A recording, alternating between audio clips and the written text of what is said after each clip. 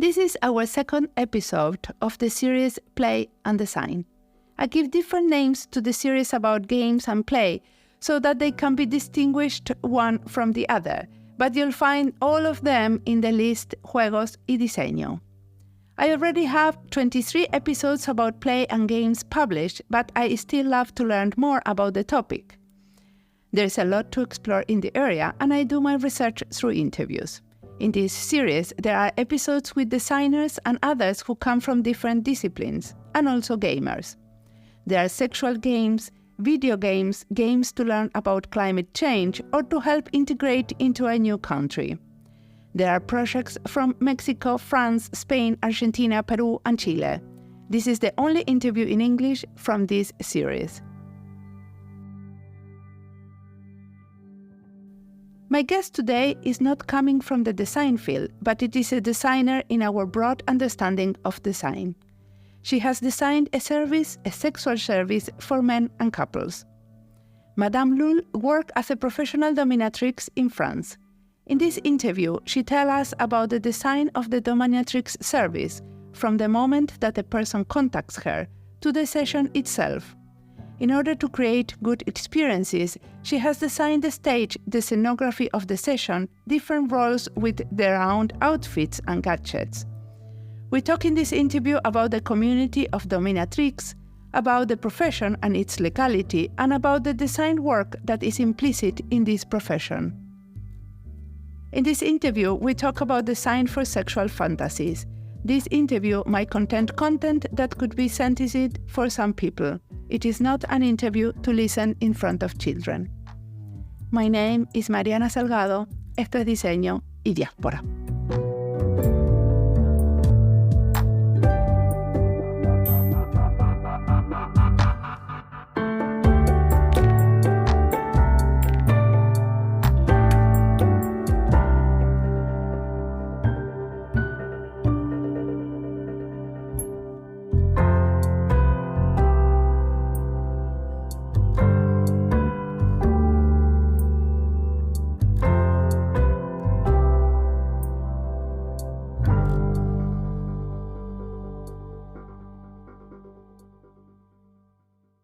I am Madame Lule. I'm a French professional dominatrix living and working in Paris. And I have another name, which is Alda. So this is the name you use when you're talking to me. And with this name, I wrote a book, French book about my trajectory from childhood to professional domination. Alda Montis. This is my other name. Perfect. And how did you start it to be a dominatrix? I started a few years ago, and this is something I've been thinking about for almost 10 years before starting. I decided that it would be a work that I would love to do in my life when I understood that there was an overlap between a part of my sexual life and my fantasies and money. And I thought, whoa, that may be a dream to get money out of something that I would really, really deeply enjoy. And that was very simple at the beginning. I mean, like, oh, great, there is an overlap. This is what I'm going to do. But there are many, many questions that I ask myself. So you kind of create a service, right? Yes, a tailored service. Yeah. So how does people know that you exist? I have a website, and I worked a lot on it because initially I'm a writer, let's put it this way. I worked for press and magazines, and I decided that I would have my website designed the way I wanted to. And I have classified on an advertisement website dedicated for, a part of it is dedicated to dominatrixes. So I am online and it's quite easy to find me. If you put dominatrix Paris, then you will find me. And of course, it's a part of the business that people can easily find you. And what are the type of services you have? Because I understood that you classified the service also by scenarios. Yes. I offer BDSM sessions, and BDSM stands for B and D, which is bondage, being tied up or tying people up. D for discipline. DS would stand for domination, submission, and S and M for sadomasochism. So I offer my sessions are dedicated somehow to BDSM and fetishist also.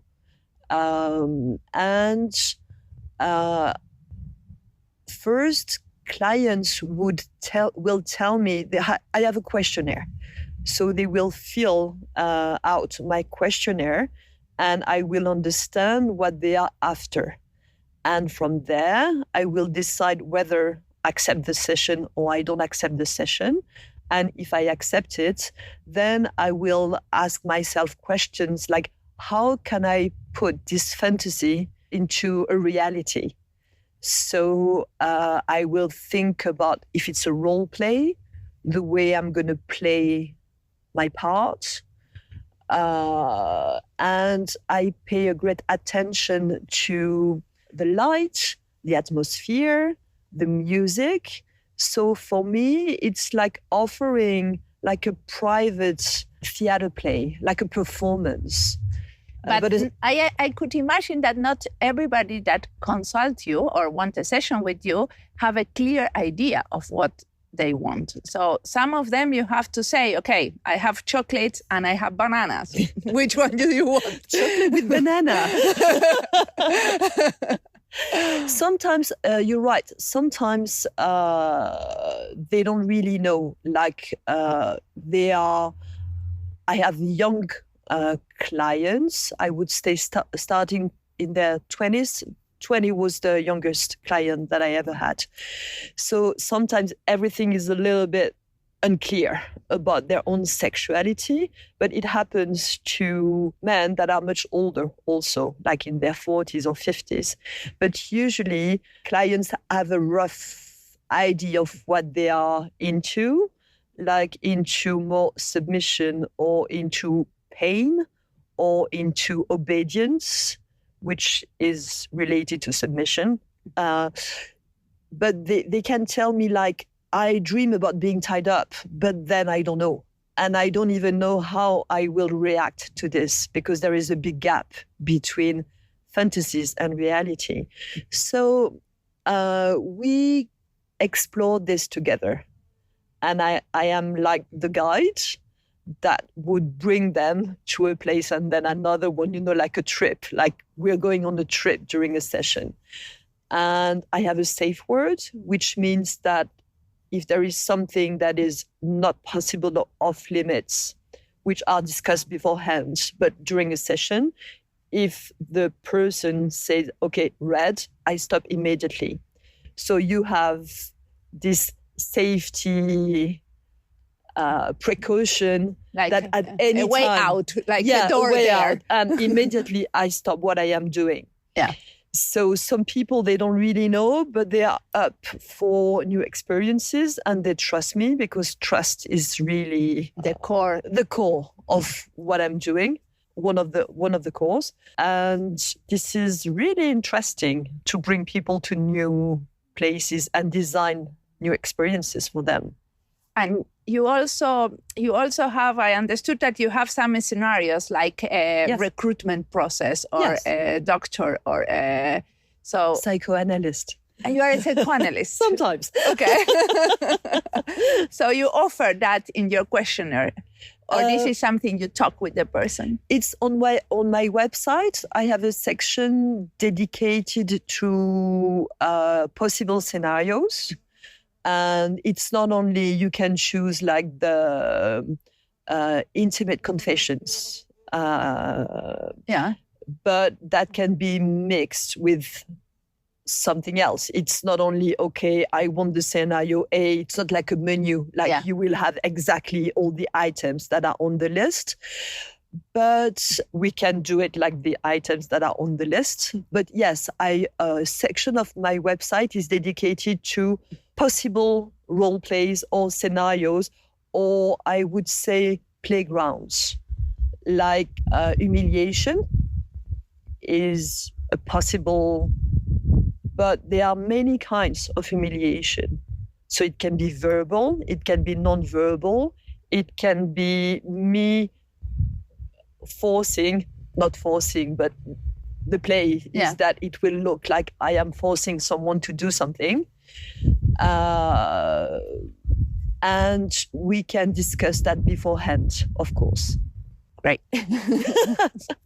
But you also have a section of your website dedicated to all the objects that you use during these sessions, right? So you have some props or some different type of tricks. I don't know how to say. I mean, it's a little Furniture, bit... even. Yeah, okay. So there is a special... you have different rooms in your house, or you have one room dedicated to that? I have one room dedicated to that, and I call it le boudoir, because usually it's called dungeon, but the atmosphere of this room is more like a boudoir than a dungeon. What is a boudoir? A boudoir, it's like the cozy room in which you're gonna drink a tea and have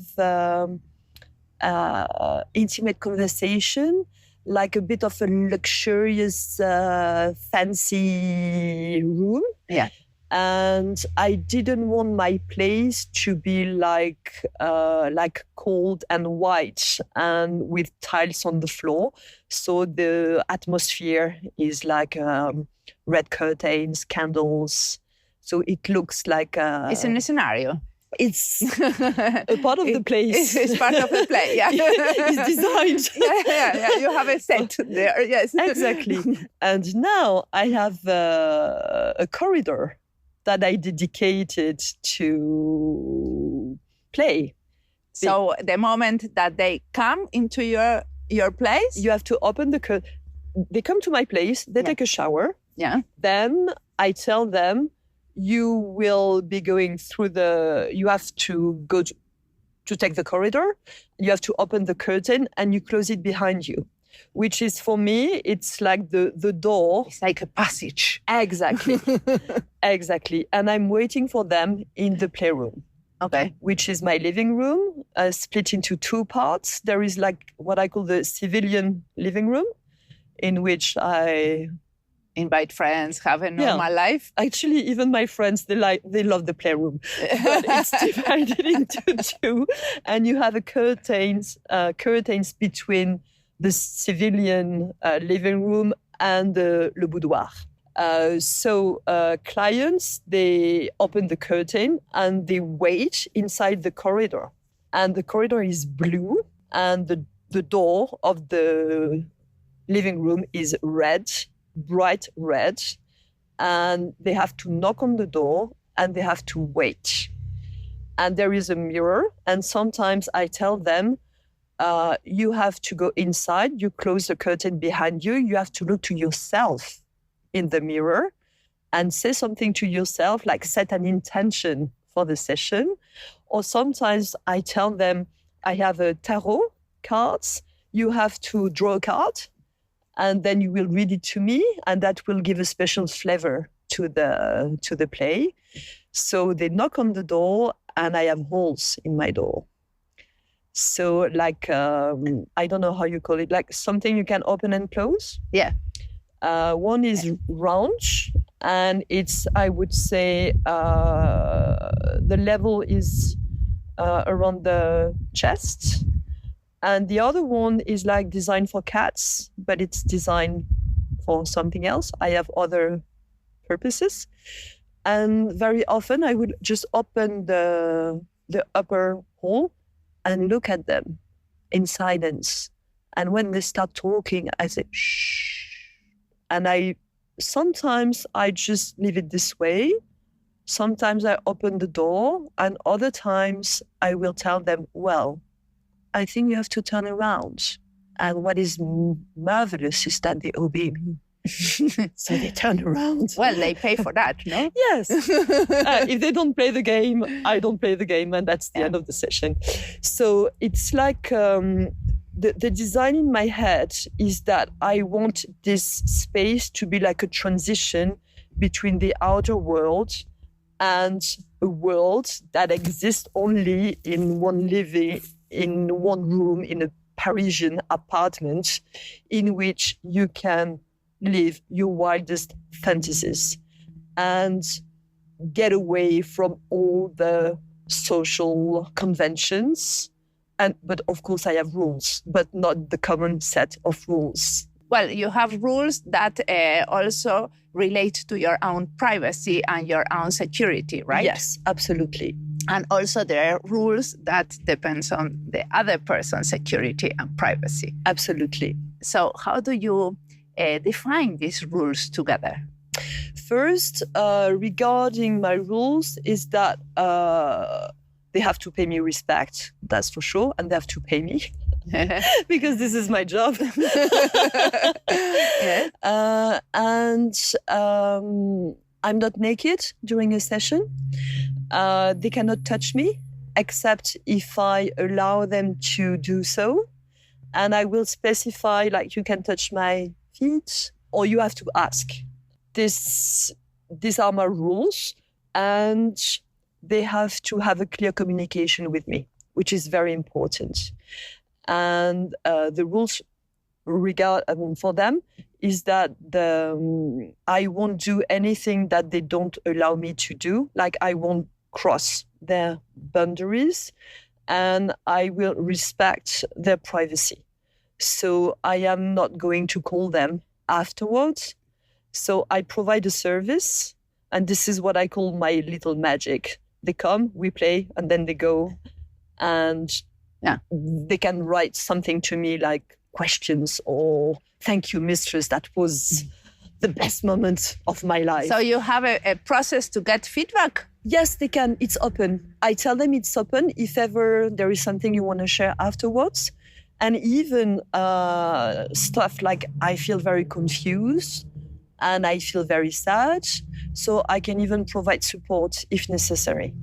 But this happens through like mail or like you really have a conversation? I have a conversation after the session, which I call the debrief. Yeah. Usually I have a bit of aftercare. So after the session, I just let them like on the floor, or I give them a glass of water, for example, or I just leave my hand on them, or I don't touch them. It depends on people.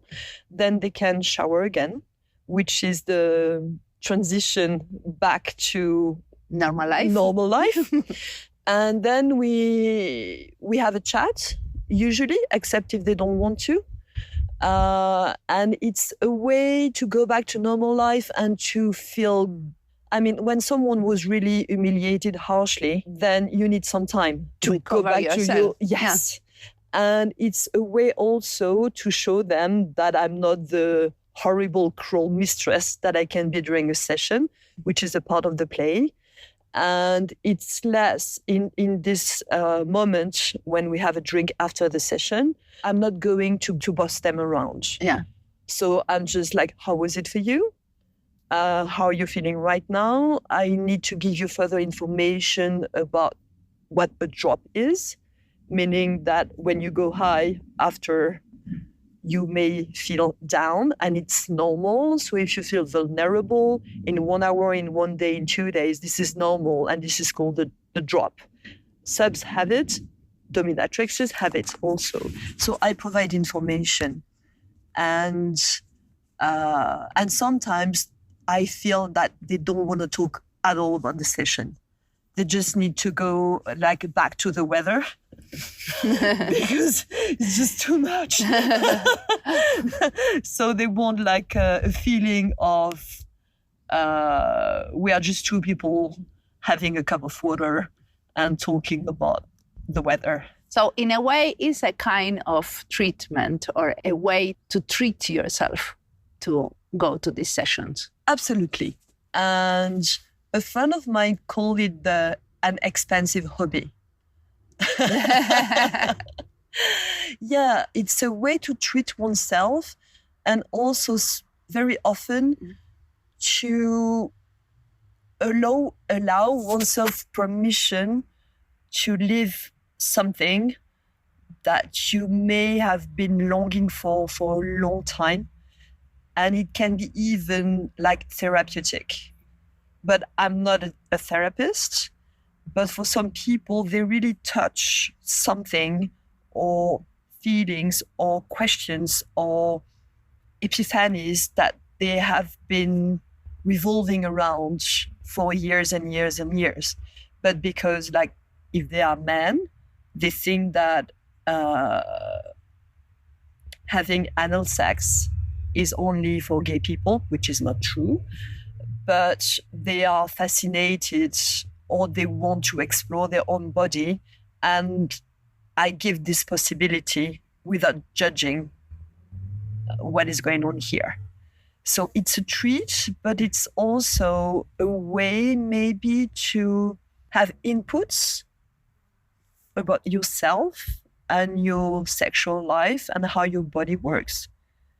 I remember once I had a session with a man, he was in his 60s, and he had 5 anal orgasms, and he had no clue what that was. Yeah.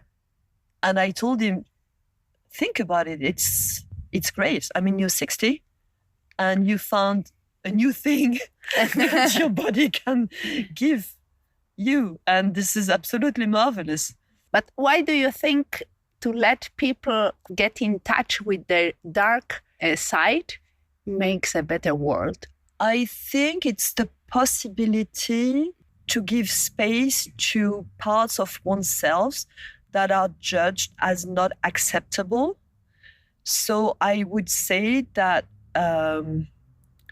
getting in touch with your shadows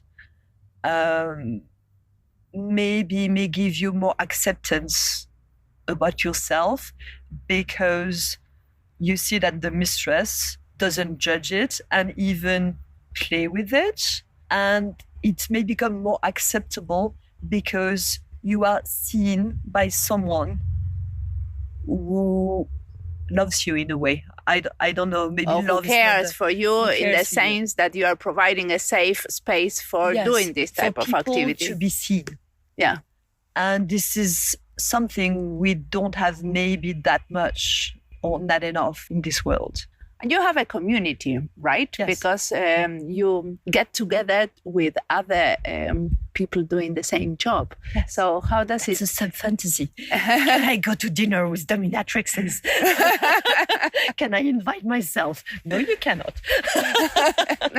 I was not going to invite myself there, but I wanted to know, what do you do together when you are together with other dominatrixes? No, I'm kidding. This is not for you, because we have, at a point, we had in Paris a friend of mine in an justice.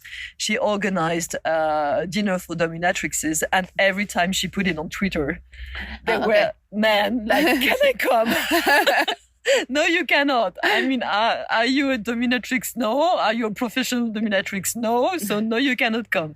You give each other advices on the design of your, because you have done a very, you have designed the space, you have designed the experience, you designed the service.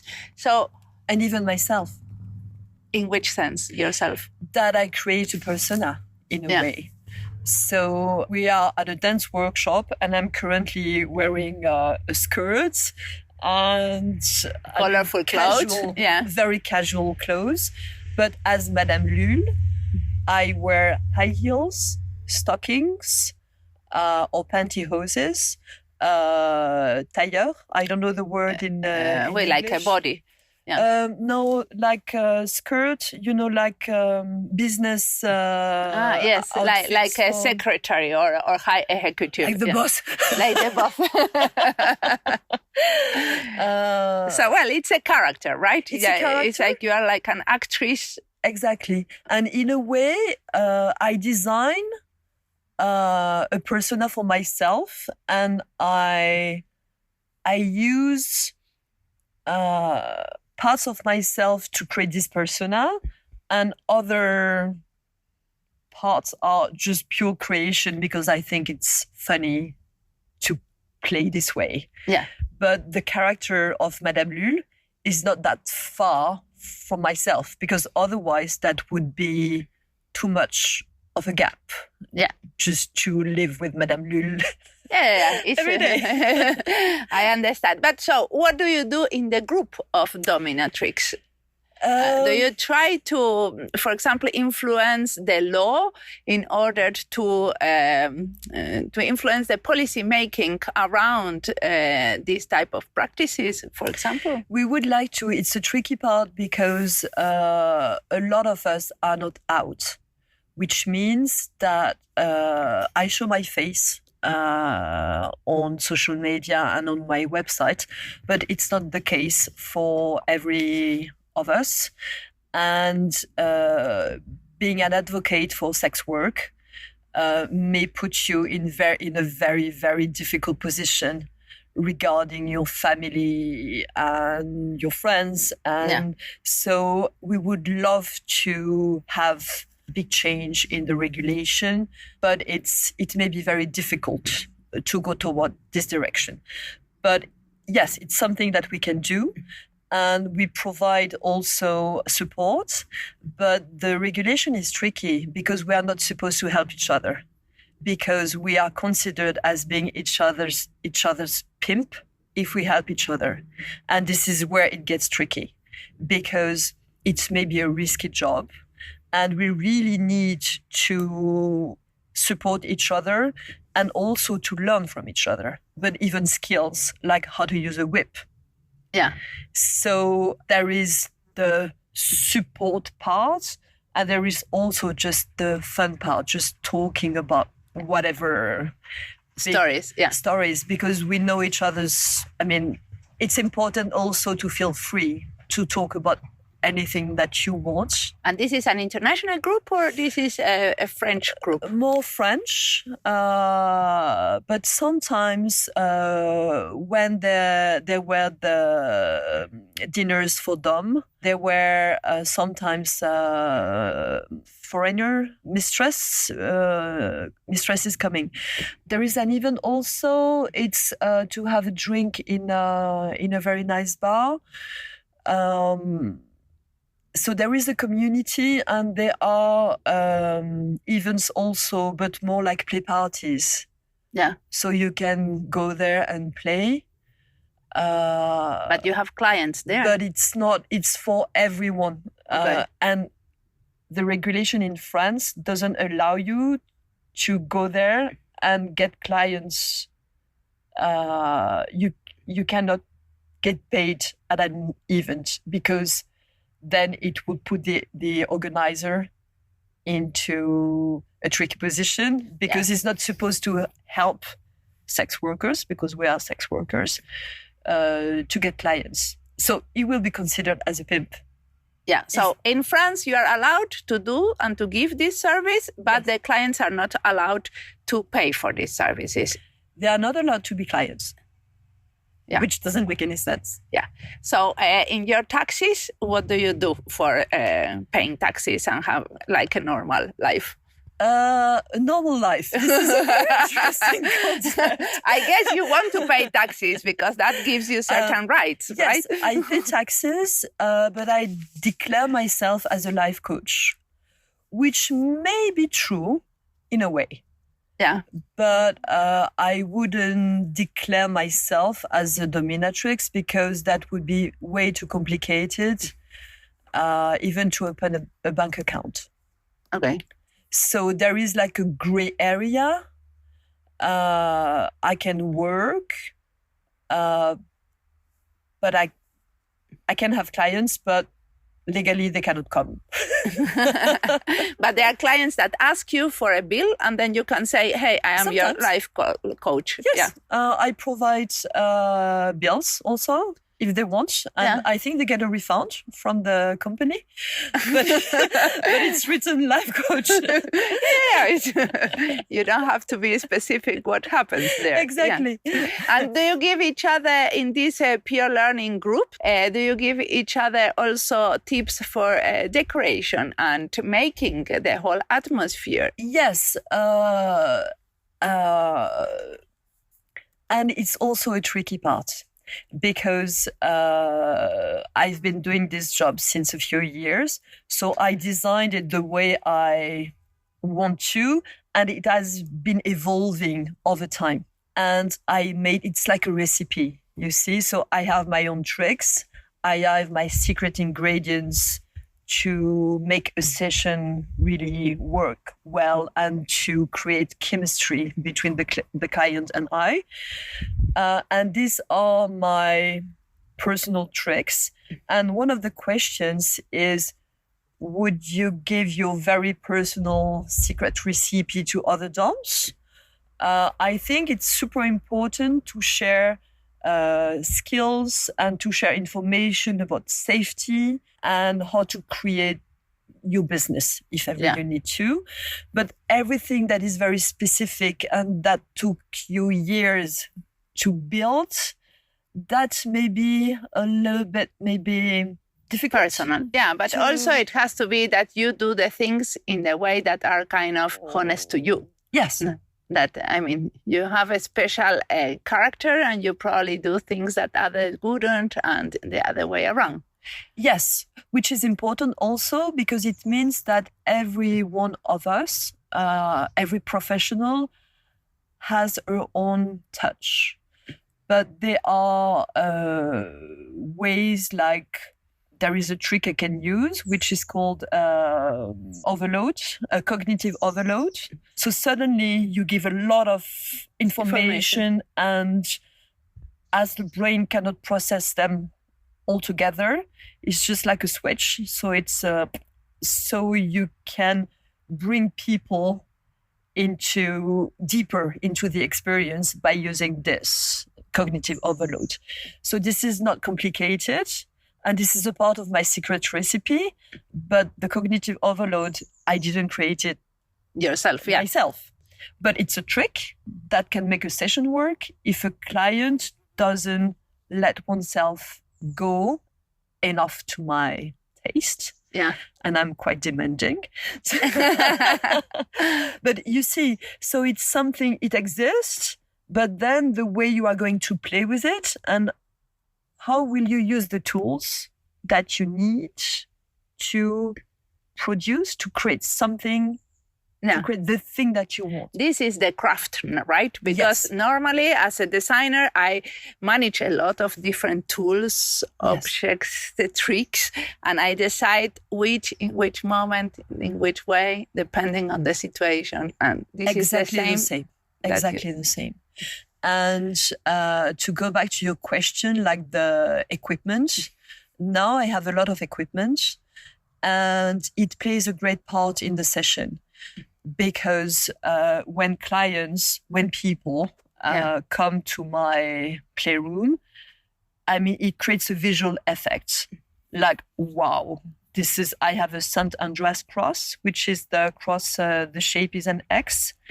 And I have chains and I have floggers and whips and stuff like a sling that is attached to the ceiling. So, I mean, it creates something like a shock. Yeah. And I'm going to play with that, even if I don't use the equipment. Yeah. So it's part of the atmosphere. Absolutely. And of the fear and the excitement, like, will mistress use this red whip on me? And sometimes I'm like, yeah, I can use this or that. Or have you seen there in the corner, there is this massive cock. Like, what?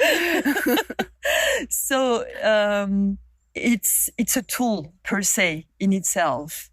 And it's just about using the right tool at the right time, at the right pace, with the right intention also. So you have clients that are loyal to you and that have been clients for many years. Yes.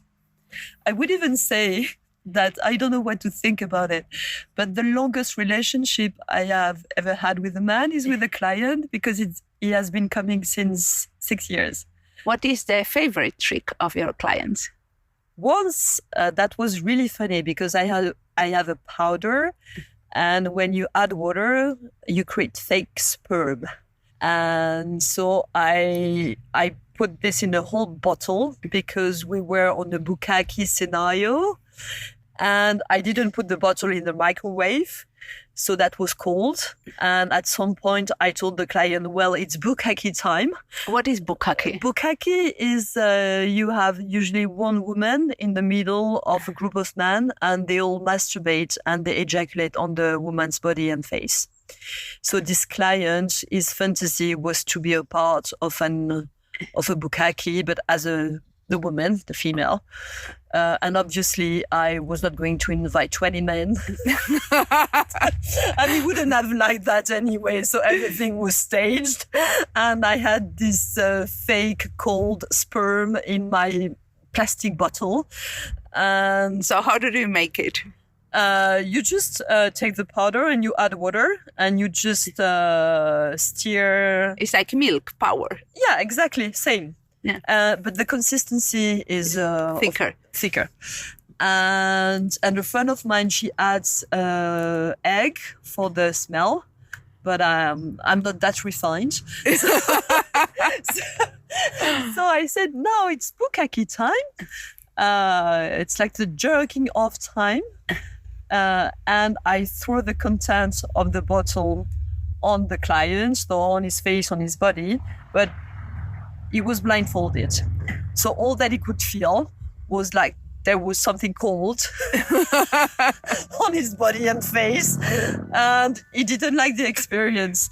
So since then, I put the bottle in the microwave.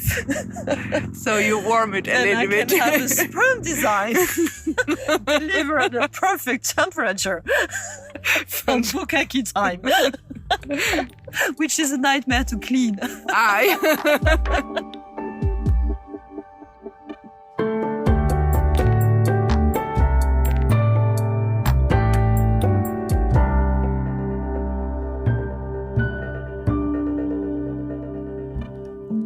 This interview is part of the lists France y Diseño, Juegos y Diseño y Espacios Habitables. The lists can be found in our website, in Spotify and in YouTube. If you are looking for some content and you cannot find it, you can always contact me. I am eager to help you and I'm very curious about what you are looking for.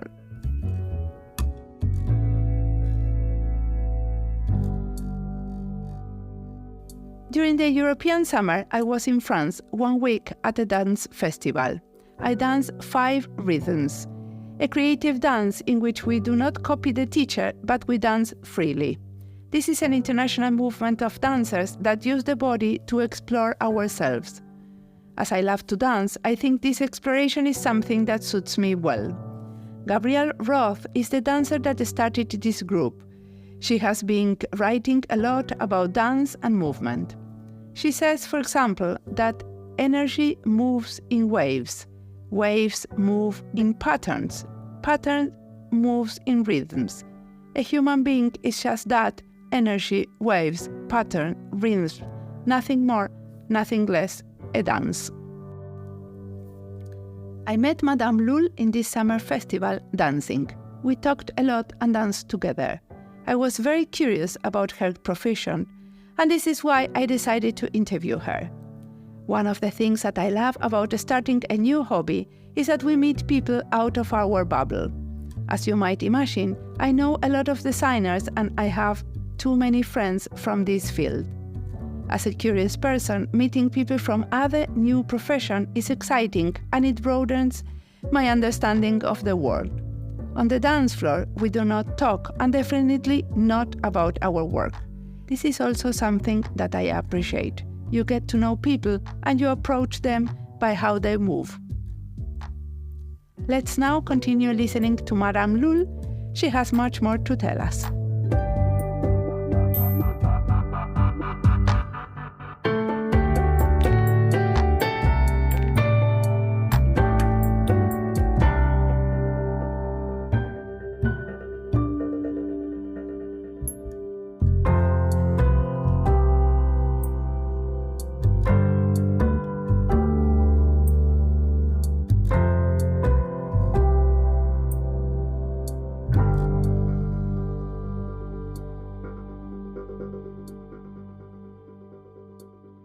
But you also give trainings to other dominatrix, right? I give coaching sessions about, for example, how to build a session, how to start a session, because this is really important, how to design a session, and about a subject that is really important to me, which is about softness and tenderness in BDSM. Because usually people think that BDSM is about violence and being hard on people and giving them like hell. And yeah, it can be, but far from that. And it can be also about how to build a deep connection, which may be soft, but soft doesn't mean cheesy. And being tender doesn't mean being weak. As mistresses, we have to be aware of that. And this is also a tool that we can use. Being soft or demanding things from people, but in a way that comes from the heart. Does that make sense? Yeah. Well, in a way, you are accomplishing a desire, right? Yes. So you have to accommodate to that desire that sometimes is difficult to describe because... Yes, but the way I accommodate is up to me. I can be very brutal sometimes because I think, it's my energy at this moment, or I can be very soft and sweet, or I can be very playful. So there is a desire, and the question is, how am I going to meet this desire that was expressed to me beforehand, and because I'm getting paid for it? Yeah. So there is like a contract. You give me money, and I give you something in exchange. But the question is how I am going to give this, to build this, to create this, to design this. And this is in dialogue with the other. It's a way of... Yeah, and sometimes it's just about shut up. I know. No, when I mean a dialogue, it doesn't have to be a dialogue expressed in words. Yes. But you also kind of interpret the body of the other, and you play along. Yes.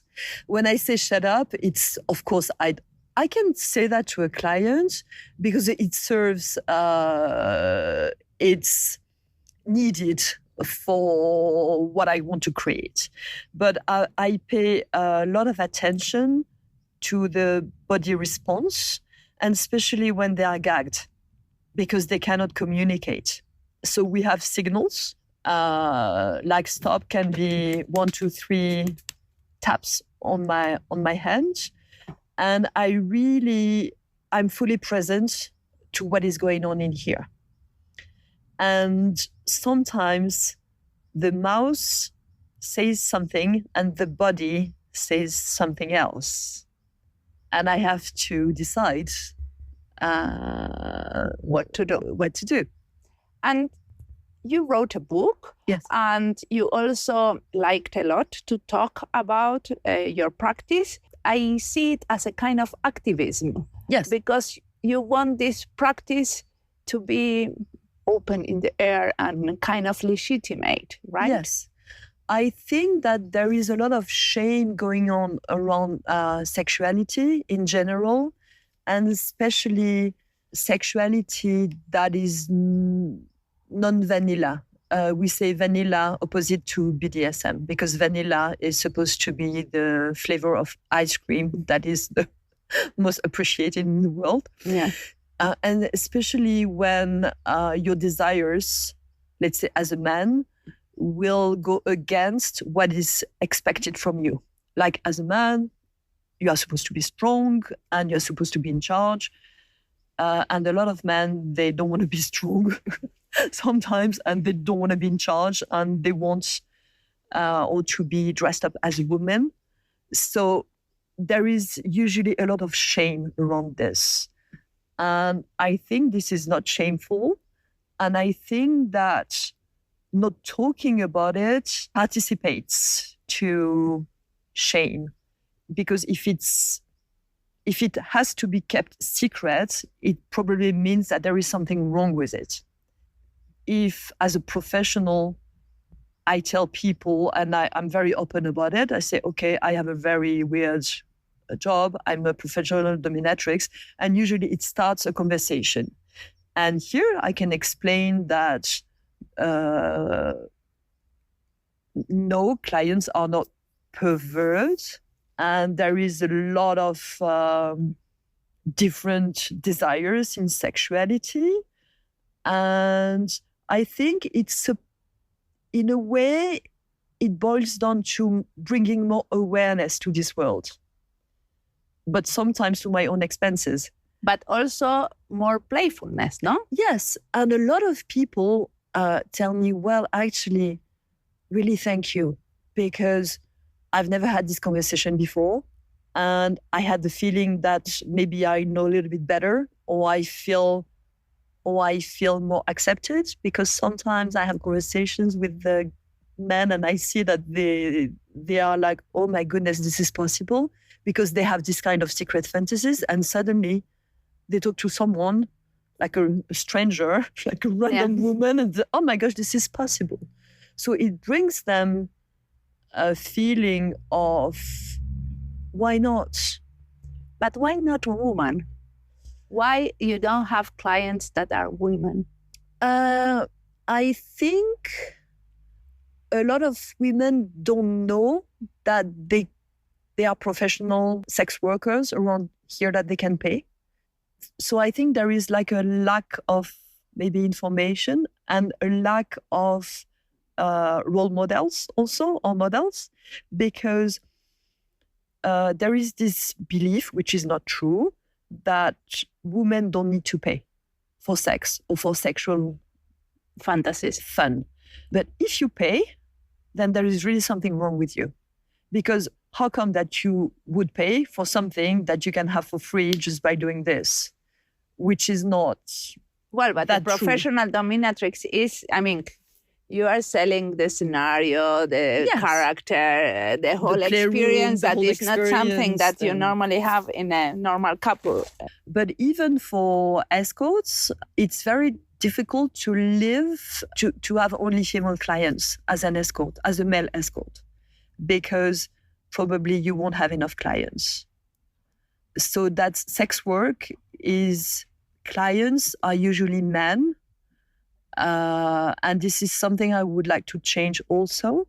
And I think that there are resistances to pay for this kind of service. And also women have usually less money than men, or they spend money on something else than on pleasuring themselves and paying for a professional.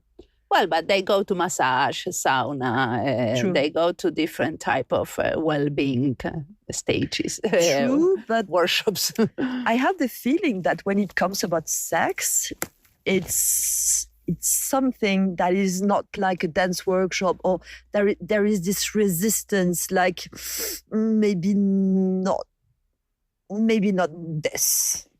And do you have couples? Sometimes. Yeah, sometimes. I don't dominate women in front of men because I feel very uncomfortable with that. It's rare that I dominate women anyway. And I have couples, some of them, they want to try something new, or female partners, I mean wives or girlfriend, they want to learn how to do it. So we have a session, or they just want to witness. And we have to talk about it beforehand. We have to talk a lot about it. So sometimes you have an interview, not only the questionnaire. Yes, and I want to talk to both of them. Yeah. And I want to make sure... Separately, you mean? Yes, because recently I had a couple contacting me, and the guy was like, I want to try a lot of things, and I trust you, and please... the harder, the better. Yeah. In a nutshell. And she was like, well, I'm not sure, because I really would like it to happen, but I'm not sure what. And I told her, yes, what you see, you cannot unsee it. And if you see your husband being horny and another woman playing with your husband desires or shames, or maybe that will put you in a very difficult Vulnerable, emotional position. And the discrepancy between the two was huge. And it's very often when I have couples that the two of them, they may not have exactly the same expectations and not the same boundaries. And we have to make it very clear before, but I want to talk to them separately, because then you feel more free when it's one-to-one. Yeah. Because if you want to please your partner, but I don't want couples, women, to come to please the partner. I want their pleasure to come first. And I think this is a very political, this is a very activist standpoint. Yeah. But yeah. So what would you recommend us to read, look, if we are interested into in this type of things? What's your book, the book? La Loi du Talon, but it's not translated into English. Okay. So it's the law of the talon. Yeah, it's a play on words, because La Loi du Talion, with an I in French, it means an eye for an eye, a tooth for a tooth. And La Loi du Talon, so the rule of the, I don't even know the word in English. Talon. The heel. Heel, yeah. The rule of the heel. And talon is either the heel of the shoe, you have a lot of fetishists, or the heel of the foot. Because I was obsessed by my feet when I was a girl, when I was a little girl. And I thought that they were beautiful. And now I use them in my job. Fetish sessions. There are 2 books to submit, and I will have to check for the titles, because I know them in French. It's from Dossie Easton, and I need to tell you afterwards. And what about podcasts or films or documentaries? There is a podcast of a professional dominatrix, Eva Ho, which is called the Tea King Podcast. Movies, you have a series. I think the title is Bond, but it's a little bit glamour. I don't think it's very accurate, but it can give a sense of it. And I really, really liked the Duke of Burgundy. I really, really like this movie, because it's about the relationship between the mistress and her sub, and actually topping from the bottom, which we don't like as pro-doms. Okay. What does it mean? Like subs giving you orders, basically. Oh, okay. Changing the roles, you mean? Yes. That may be convenient if you're tired. You just follow the instructions.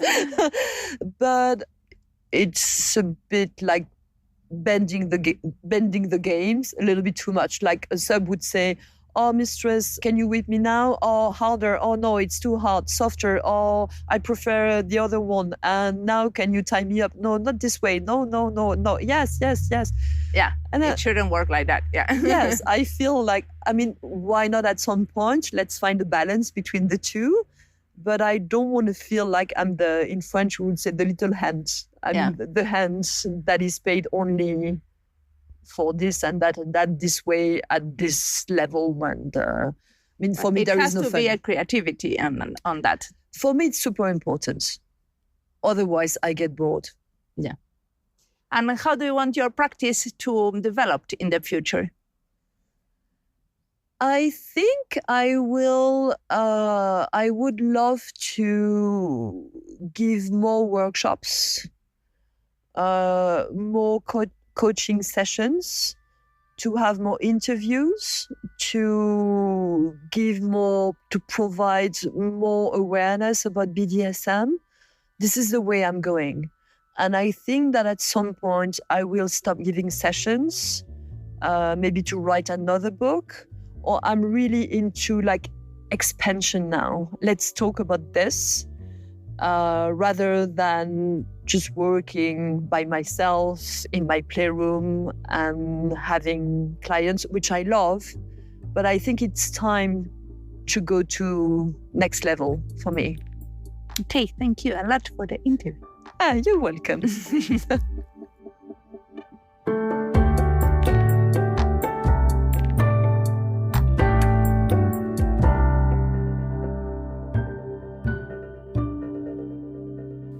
Madame Lule is an activist that wants to make her work visible and in that way make it safer to create spaces to play for adults. The fact that these spaces are not legal makes people working in them more vulnerable. The fact that we do not talk about sexual fantasies and we do not recognize the design work embedded into these practices surrounds these practices as a dominatrix with secrecy. This is not good for peer learning and for sharing best practices of the community. We want to learn from the community of dominatrix and include these type of practices in our understanding of design. In this episode, we talked about multisensory design that deals with touch, smell, sound, and the visuals. All the senses are included.